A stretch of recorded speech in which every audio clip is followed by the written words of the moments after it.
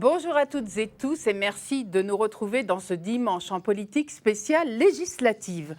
Premier débat, la première circonscription de la Marne. À mes côtés, Clément Comte, journaliste à France Bleu. Bonjour Clément. Bonjour Nicole. La première circonscription de la Marne compte environ 120 000 habitants. Elle recouvre le pôle industrie et agro-ressources de Paumac-le-Bazancourt et couvre également des quartier périphérique de Reims. Dans la première circonscription de la Marne, Valérie Beauvais, députée sortante Les Républicains, se présente pour un second mandat. 9 candidats sont en lice. Alors pour ce débat, aujourd'hui, nous avons invité 4 candidats en fonction du score de leur parti au premier tour de la présidentielle et en fonction de leur représentativité dans la circonscription. Valérie Beauvais, bonjour. Bonjour. Vous êtes donc la députée sortante de cette circonscription, candidate à votre réélection sous la bannière Les Républicains, UDI et les centristes. Xavier Albertini, bonjour. Bonjour Clément. Vous êtes candidat Horizon, investi par la majorité présidentielle Ensemble. Florian Benadassi, bonjour. Bonjour. Vous êtes le candidat Reconquête, secrétaire départemental du parti d'Éric Zemmour dans la Marne. Et enfin avec nous, Evelyne Bourgoin, bonjour. Bonjour. Vous êtes candidate Europe Écologie Les Verts. Vous représentez la nouvelle Union populaire écologique et sociale, la NUPES. Alors nous avions invité le Rassemblement national, Roger Paris, mais il nous a fait savoir qu'il ne pouvait pas se libérer aujourd'hui. Les autres candidats sur la première circonscription sont donc Roger Paris du Rassemblement national, Olivier Maréchal du Parti animaliste, Vincent Varlet de Lutte ouvrière, Corentin Dejoie, Les Patriotes et puis Céline Brunozo, Écologie au centre. Premier thème, le point sur les investitures. Valérie Beauvais, vous êtes députée sortante Les Républicains. Alors que le maire de Reims, Arnaud Robinet, est votre suppléant, vous avez face à vous un autre candidat qui se présente pour la majorité présidentielle, Xavier Albertini. Réaction. Écoutez, nous sommes collègues au conseil municipal de Reims. Moi, je suis un peu stupéfaite, un peu abasourdie de voir que cette candidature, qui est la mienne, en 2017, Arnaud Robinet l'avait souhaité d'ailleurs en me demandant d'être candidate à cette élection, que cette circonscription reste Les Républicains. 5 ans plus tard, voilà, les choses ont changé. Arnaud Robinet a rejoint Horizon, ainsi que M. Albertini. Et donc la majorité présidentielle, et les choses sont ce qu'elles sont. C'est tout, c'est la vie démocratique. Alors ce qu'il dit dans l'Union, c'est que vous avez effectivement eu le soutien de la majorité présidentielle la dernière fois, mais que vous n'avez pas soutenu finalement le gouvernement lors de votre mandature et que vous êtes plutôt dans l'opposition. Ben oui, mais c'est un petit peu étrange parce qu'en fait, il fallait que cette circonscription reste Les Républicains. C'est vrai qu'Édouard Philippe, à l'époque encore LR, mais Premier ministre de M. Macron, m'a accordé son soutien, comme il l'a fait pour 17 autres candidats en France. Et si vous voulez, pendant 5 ans, j'ai d'ailleurs été renouvelée en 2020 au conseil municipal, je n'avais pas remarqué qu'Arnaud Robinet, ou bien alors, dès 2017, il était déjà devenu macroniste. Je ne sais pas. Xavier Albertini, justement, vous avez fait comme le maire Arnaud Robinet, vous avez rejoint Horizon. Ça a surpris quelques-uns de vos anciens camarades, comme Valérie Beauvais. Pourquoi est-ce que vous avez rejoint le parti d'Édouard Philippe ? Parce que c'est un cheminement qui déjà a démarré dès 2017 en ce qui me concerne. J'entends de ci de là d'ailleurs que je suis un traître, en tout cas quelqu'un qui ne respecte pas mes convictions. Moi j'ai choisi de réfléchir longuement sur mon positionnement politique et j'ai vu ce qu'avait fait le président de la République et Édouard Philippe pendant les 5 années qui viennent de s'écouler là, sur la première mandature. Et j'ai participé tout à fait volontairement et tout à fait en conscience à l'avènement, enfin au lancement le 9 octobre dernier du parti Horizon. Et les Républicains, pour vous, c'est terminé, évidemment ? Ça faisait un moment déjà que je me posais beaucoup de questions. J'avais déjà évité de payer ma cotisation, d'aucuns le savent ici. Et en ce qui me concerne, je n'ai ni leçon de respectabilité à recevoir de personne. Et en même temps, je pense qu'il est plus important de conserver ses idées plutôt qu'un parti. Et je pense qu'il faut surtout savoir faire gagner la France. Et en ce qui me concerne, quand je vois les 3 crises majeures qu'a connues la France entre les gilets jaunes d'une part, la pandémie d'autre part, et puis la crise ukrainienne, je pense qu'aujourd'hui, il faut savoir se tourner vers l'essentiel, c'est-à-dire ceux et celles qui peuvent gouverner ce pays. Eh bien, on va voir un peu plus tard dans cette émission, justement, projet contre projet, quelles sont vos propositions aux uns et aux autres. Mais Florian Benadassi, vous êtes candidat pour Reconquête. Alors, pourquoi n'y a-t-il pas eu d'union avec le Rassemblement national et peut-être même les Patriotes ? Alors, effectivement, donc moi je me situe pas politiquement par rapport au RN, mais je dirais que je suis quand même un candidat de droite. Et Éric Zemmour a proposé cette union des droites qui m'a plu, qui m'a parlé, parce que je pense que c'est nécessaire pour notre pays. Malheureusement, on n'a pas réussi à faire l'union dans les appareils à Paris. Au niveau local, peut-être que ça sera autrement par la suite. Mais j'ai confiance dans le projet d'Éric Zemmour. Je pense que cette union des droites est la meilleure solution pour l'avenir.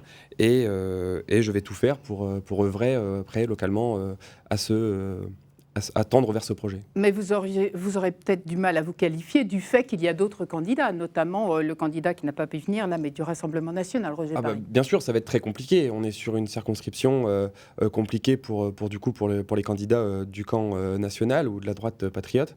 Et effectivement, je pense que la gauche, en ayant fait l'alliance, a des chances d'être au second tour. Et donc c'est pour ça que je peux dire que si les électeurs du Front National souhaitent avoir un candidat qui les représente réellement, qui fait les débats, je serai ce candidat-là. Justement, on va parler de cette alliance à gauche. Sylvine Bourgoin, vous êtes verte, vous êtes Europe Écologie Les Verts. Est-ce que cette alliance, elle est bonne pour vous les Verts, sachant que vos opinions sont par exemple assez différentes en termes d'écologie que les communistes? Ma position dans la nouvelle Union populaire écologique et sociale est plutôt un avantage. Enfin, c'est une certitude, c'est un avantage, je le vis comme ça, parce qu'en fait, pour les Verts, c'est une façon aussi de montrer clairement notre position, notre vision de notre écologie, qui est complètement différente de l'écologie qui est pratiquée par la droite.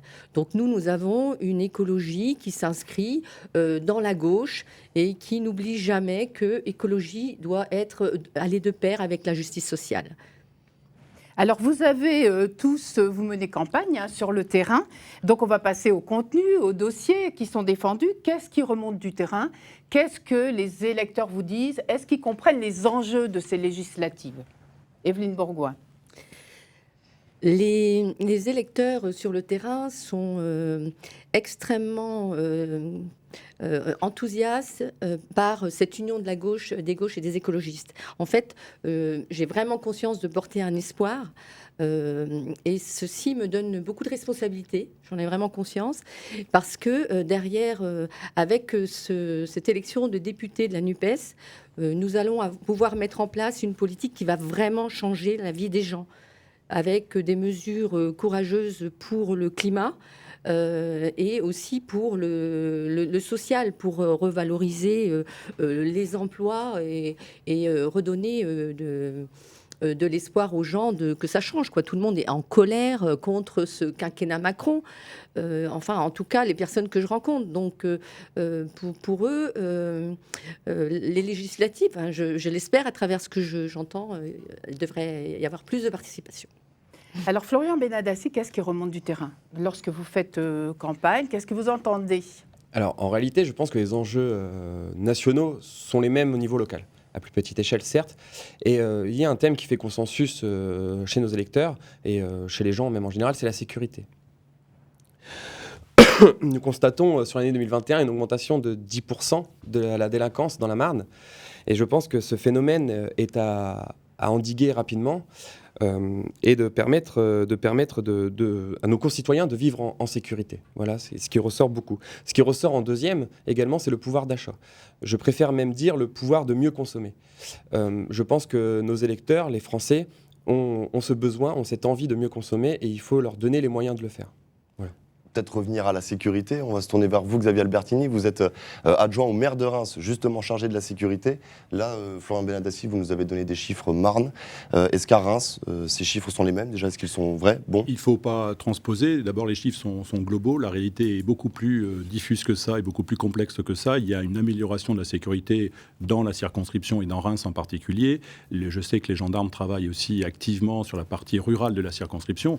Moi, pour revenir à votre question, la réalité, c'est que beaucoup d'électeurs, beaucoup de concitoyens se posent évidemment des questions, qu'il faut aller convaincre, et que la réalité, c'est que notre circonscription, la première, c'est à la fois du rural, de l'urbain, et que les préoccupations des Français tournent autour, et des habitants tournent autour de la même préoccupation que les Français, c'est-à-dire évidemment le pouvoir d'achat, évidemment l'emploi, évidemment la santé et la sécurité.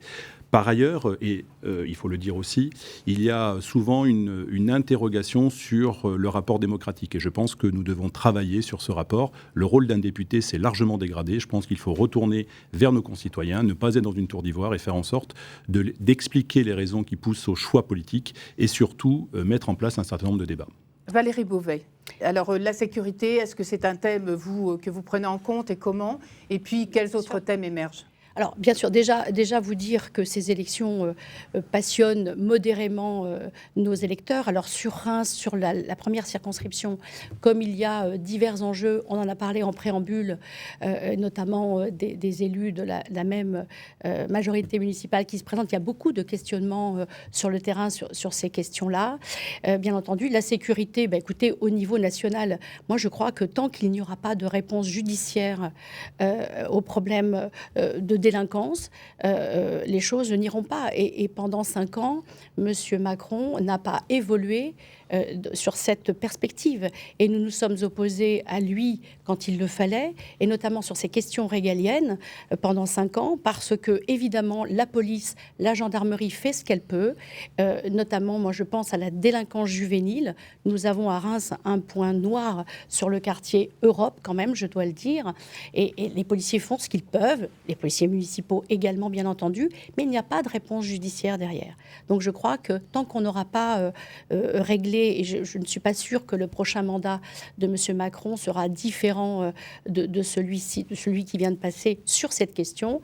Voilà, le problème de sécurité Les réponses restera. judiciaires, c'est des sanctions. C'est des sanctions, c'est-à-dire même pour les petits délits, notamment juvéniles, que fait-on à part mettre pendant 3 semaines un jeune délinquant dans un centre fermé, il revient dans son quartier et ça recommence. Donc, qu'est-ce que vous proposez concrètement? Écoutez, il faut punir, moi je crois, Donc renforcer les moyens de la justice. Renforcer les moyens de la justice, et il faut construire des places de prison. Je pense qu'Emmanuel Macron avait promis un certain nombre de places de prison qui n'ont pas été réalisées. Et aujourd'hui, quand on est condamné à moins d'1 an sur une peine, eh bien évidemment, on ne va pas en prison. Et pourtant, c'est la primo-délinquance, le premier geste de délinquance qui, à mon sens, qu'il faut sanctionner. Ouais. Xavier Albertini le disait, on est à la fois sur une circonscription urbaine et rurale. Bien sûr. Donc il y a d'autres choses qui remontent à part la sécurité. Bien sûr, le pouvoir d'achat. Écoutez, le pouvoir d'achat, c'est évidemment une préoccupation importante des Français. C'est d'ailleurs au niveau national comme au niveau local. Ça se transpose bien évidemment. Nous proposons, plutôt que de donner des primes qui ne sont pas pérennes, et puis augmenter la prime pour les entreprises à 6 000 €. Quelle entreprise aujourd'hui peut bien donner 6 000 € à son salarié, même si c'est une prime totalement défiscalisée? Nous proposons d'augmenter les salaires des classes moyennes jusqu'à 2 800 € par mois, une augmentation de 10%. Et les cotisations vieillesse seront réparties. Évidemment, les salariés ne les paieront plus et seront réparties entre l'État et les entreprises. Florian Benadassi, candidat Reconquête. Qu'est-ce que vous proposez pour améliorer le pouvoir d'achat des Français si vous êtes élu député? Alors pour améliorer le pouvoir d'achat des Français, avec Éric Zemmour, il a proposé une exonération, une baisse de la CSG, des salaires allant du SMIC jusqu'à 2 000 €. Ce qui permettrait aux Français, sur une année, de récupérer l'équivalent d'un 13e mois. Ensuite, je pense qu'il faut aussi exonérer la CSG et la CRDS des retraités pour qu'ils puissent vivre dignement de leur retraite. Enfin, je pense qu'il faut remettre la valeur travail et l'esprit de mérite au sein de notre société, justement en permettant de défiscaliser les primes aux salariés et de baisser et d'exonérer également les heures supplémentaires. Ça va dans le même sens pour moi, et je pense qu'il faut arrêter avec cette lutte des classes et de remettre l'idée du patron et des salariés ensemble dans le même bateau, parce que finalement, nous sommes dans le même bateau. Vous êtes vous-même chef d'entreprise? Je ne suis pas chef d'entreprise, je suis chargé d'affaires dans le BTP, mais je discute souvent avec ma direction et c'est souvent les thèmes qui ressortent et on se rend compte que finalement on est tous dans le même bateau. Quand ça va pour l'un, ça va pour les autres. Évelyne Bourgoin, sur le pouvoir d'achat, puisque c'est un sujet qui s'impose à tous, est-ce que vous avez des réponses? Est-ce qu'Europe Écologie, la NUP, a des réponses? Oui, la NUPES a des réponses La NUPES. sur ce point-là, et nous préférons parler de pouvoir de vivre. Je préfère parler de pouvoir de vivre parce que nous voulons donner à tous les habitants, les habitantes, la possibilité de vivre dignement de leurs revenus, c'est-à-dire nous allons revaloriser le SMIC à 1 500 €. Nous allons revaloriser le montant de la retraite. Donc, il n'y aura pas de retraite à taux plein qui serait au-dessous de ce SMIC revalorisé. Revaloriser le minimum vieillesse à 1 063 €. C'est le seuil de pauvreté, et ce sera aussi cette somme qui sera allouée aux jeunes pour une allocation autonomie. Donc c'est très important pour que les jeunes puissent poursuivre leurs études sereinement, pour qu'ils puissent aussi bien se projeter dans l'avenir et choisir leur formation. Et pour beaucoup de parents, c'est un vrai souci. Et ça rétablit aussi des inégalités, parce qu'il y a beaucoup d'inégalités des chances. Et nous avons aussi la possibilité nous allons faire un blocage des prix sur une centaine de produits de première nécessité. Donc, pour encore une fois, et sur le carburant notamment. Donc, je me tourne vers Xavier Albertini. Quand vous entendez toutes ces propositions sur le pouvoir d'achat, qu'est-ce que vous vous dites? Est-ce que vous vous dites, on parle beaucoup d'augmentation, est-ce que vous dites, comment est-ce qu'on finance tout ça? D'autant que le président de la République, je crois, doit annoncer un grand plan sur le pouvoir d'achat. Est-ce que vous avez déjà eu quelques pistes de réflexion? On a des pistes, mais moi j'ai la chance, le bonheur et l'avantage de travailler dans une entreprise. Moi j'ai une activité professionnelle, à la différence d'un certain nombre de personnes autour de cette table. Et quand j'entend par exemple dire que les entreprises ne peuvent pas verser des primes, désocialiser, défiscaliser, je pense que ce n'est pas dans la réalité des faits. Moi, je co-anime un cabinet d'avocats à plus de 85 personnes. Je sais ce que c'est que la difficulté en fin de mois. Je sais comment accompagner mes collaborateurs. Et quand je me tourne vers les entreprises que je conseille, je sais ce qu'elles sont capables de faire. Donc moi, je suis dans la réalité, la vérité, si j'ose dire, des prix, si vous me permettez l'expression. À partir de là, il y a des choses, il y a des marges de manœuvre. Tripler la prime Macron, la fameuse prime Macron, c'est possible parce que les entreprises ont les moyens de le faire et c'est intéressant pour les salariés. Accessoirement, ça permet aussi de fidéliser les salariés qui pourraient avoir l'intention éventuellement de s'en aller pour aller chercher autre chose. C'est important pour la stabilité de l'emploi. Deuxième élément, on doit aussi travailler sur le dividende salarial. Il faut revoir le système d'intéressement pour justement, lorsqu'il y a un dividende qui est versé à un actionnaire, travailler pour que le salarié puisse percevoir également une somme. Tous ces éléments concrets qui permettent de faire en sorte que le pouvoir d'achat augmente. Après, une fois qu'on a augmenté ce pouvoir d'achat, il faut aussi limiter les conséquences des prix. Donc plafonner un certain nombre de prix à la pompe, au gaz, et puis évidemment indexer pour les retraités leur retraite sur l'inflation pour qu'il n'y ait pas de décalage. Quand on a dit ça, on a dit des choses simples, claires, précises. Évidemment, le débat parlementaire, si une majorité présidentielle se dégage, permettra d'affiner l'ensemble de ces éléments. Et évidemment, je pense, et vous le savez aussi, que ça sera la première des lois qui sera votée, en tout cas ce qui sera proposé à l'Assemblée nationale dans la prochaine mandature. Juste, il va rester 8 minutes d'émission, donc c'est très peu. On va partir sur l'écologie tout de même, parce qu'on est sur une circonscription sur laquelle est installé Paumac-le-Bazancourt, donc l'industrie en agro-ressources, où on fabrique de l'éthanol, donc un carburant de substitution. Est-ce qu'il faut continuer? Est-ce que c'est bien? Comment est-ce que vous voyez ça? Europe Écologie Les Verts en priorité, vous pouvez vous exprimer sur ce sujet. Oui, dans le programme de la NUPES, il y a un vaste volet sur la planification écologique. Ce qui est très important à savoir, c'est que nous allons financer ces mesures, non pas pour... Nous avons besoin de financer ces mesures pour pouvoir accompagner les entreprises, accompagner les particuliers aussi, pour ne pas faire porter aux gens toutes les modifications, les adaptations nécessaires. Et pour ce qui concerne l'agriculture, il y a de toute façon une nécessité absolue de changer de modèle. Sur Paumac-le-Bazancourt, nous sommes sur un modèle d'agrochimie et cet accompagnement, ça va consister à changer de modèle pour aller vers l'agroécologie. Parce que ce modèle d'agrochimie, c'est ce qui nous mène à à nuire à la qualité de l'eau, de la santé, de l'alimentation. Donc il y a ce changement à faire. Et sur l'écologie, au-delà de ça, dans notre circonscription, nous avons aussi beaucoup d'efforts à faire sur les modalités de déplacement, de développer massivement le transport collectif avec la réhabilitation de voies ferrées éventuellement. Florian Benadassi, donc, est-ce qu'il faut continuer ce qui est fait sur Bazancourt? Est-ce qu'il faut changer? Alors non, je pense qu'il faut continuer ce qui est fait sur Bazancourt. J'ai envie de même dire qu'il faut aller plus loin et qu'il faut encourager ces démarches. Donc c'est pour ça qu'on propose de détaxer tous ces biocarburants qui seraient d'origine France. Pour revenir sur un volet écologique plutôt général, nous sommes aussi pour recréer des EPR et de permettre d'avoir... EPR donc du nucléaire.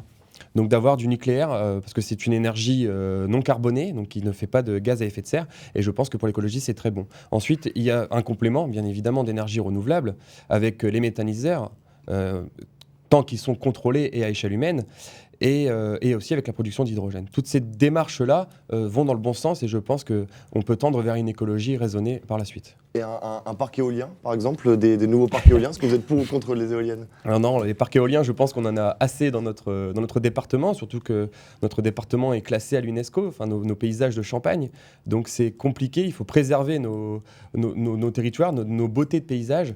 Et en plus, on sait qu'aujourd'hui que les éoliennes ne sont pas fiables à 100%, qu'elles ne fonctionnent pas tout le temps. Donc je pense qu'il faut arrêter avec les éoliennes. On va arriver autour de table, mais à moins que l'un des deux qui ne s'est pas exprimé encore sur l'écologie ait un mot à dire, Valérie Beauvais, Xavier Albertini. Oui, merci. Oui, moi, évidemment, il faut continuer les biocarburants parce que je crois que c'est dans le mot transition écologique, il y a le mot transition et les biocarburants sont justement une alternative avant qu'on trouve évidemment une solution plus pérenne. On a cette chance en France d'avoir le nucléaire, on le doit au général de Gaulle et c'est ce qui fait qu'on est un peu plus indépendant que les autres, justement dans la crise ukrainienne par rapport au gaz russe. Et je crois que les biocarburants qui donnent un prix à la pompe à 0,90 pour notamment les ruraux qui n'ont pas toujours les moyens et qui ont besoin de leur voiture, c'est un sujet qui est évidemment prégnant. Xavier Albertini, sur ce sujet. De la même façon, évidemment qu'il faut faire travailler et continuer à travailler sur le pôle Pomacle-Bazancourt. On en a eu d'ailleurs bien besoin également pendant la pandémie puisque ça a produit du gel hydroalcoolique, donc on était bien content de le trouver et effectivement travailler sur un mix énergétique qui soit global et surtout éviter les dogmes.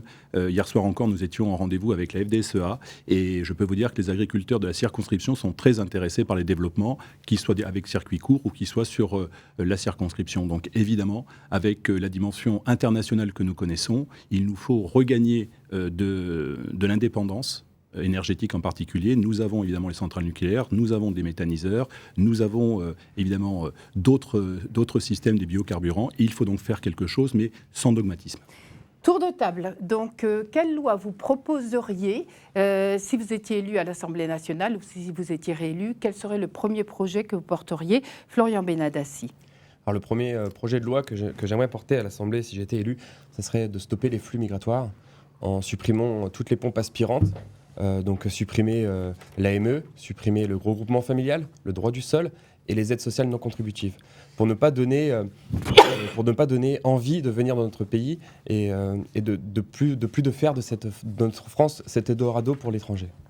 Xavier Albertini. Je vous l'ai dit tout à l'heure, moi ce qui m'importe c'est évidemment le bien-être des Français et des Françaises et évidemment de tous les habitants de la circonscription. Moi, mon premier vote sera autour et pour le pouvoir d'achat, avec toutes les déclinaisons possibles que nous avons déjà abordées aujourd'hui et toutes celles qui devraient se nourrir d'un débat parlementaire constructif, avec en plus l'évolution de la situation économique. Donc, alors là, sur ce thème, il y a quand même un consensus, semble-t-il. Ouais. Sur le pouvoir d'achat, renforcer le pouvoir d'achat. Oui, mais après, il y aura certainement des débats où la baisse de la TVA, par exemple, où je pense que ce n'est pas une bonne idée puisque ça toucherait tout le monde et il n'y aurait pas forcément un effet positif. Je pense qu'il faut aller au cœur, à la cible et à ceux et celles qui en ont véritablement besoin. Valérie Beauvais, vous connaissez la machine législative, évidemment. Quelle loi vous voteriez si vous étiez réélu?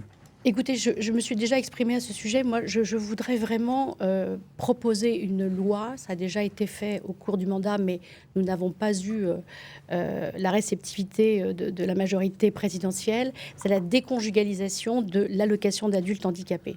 Je trouve injuste. Alors, la déconjugalisation. C'est-à-dire, en fait, de ne plus attacher l'allocation d'adultes handicapés au revenu d'un foyer. Et ça me semble Ça veut dire important. qu'une personne handicapée qui est avec une autre personne Voilà, qui est gagne, mariée, elle, qui a un est salaire, paxée, etc., voilà. ça ne On doit prend pas être compte pris en le compte. salaire, voilà, et ça, je pense que on s'est déjà battu pour cela. C'est très, ça a trait aux solidarités. Je pense qu'on ne peut plus avoir la double peine d'avoir à la fois un handicap et en plus d'être obligé, parce que son conjoint gagne un tout petit peu plus que le barème qui est de 19 000 € par an pour un couple sans enfant, et c'est absolument scandaleux. Merci beaucoup, Evelyne Bourgoin. Ce sera, si je suis élue, l'impôt, l'ISF climatique. Parce que nous avons besoin, en priorité, c'est une loi prioritaire, parce que nous aurons besoin de financer toutes ces mesures très ambitieuses du programme de la NUPES pour le social, pour l'écologie. Et Oui. c'est une mesure qui, c'est un impôt qui sera, donc, excusez-moi. Non, mais de toute façon, on a compris. Donc, un ISF pour financer l'écologie, en fait. Donc, c'est la fin de ce débat, malheureusement. Donc, on ne peut pas ainsi rester plus longtemps sur ce thème. Vous pouvez le retrouver sur notre site internet grandest.france3.fr. Restez avec nous pour un second débat sur la deuxième circonscription de la Marne.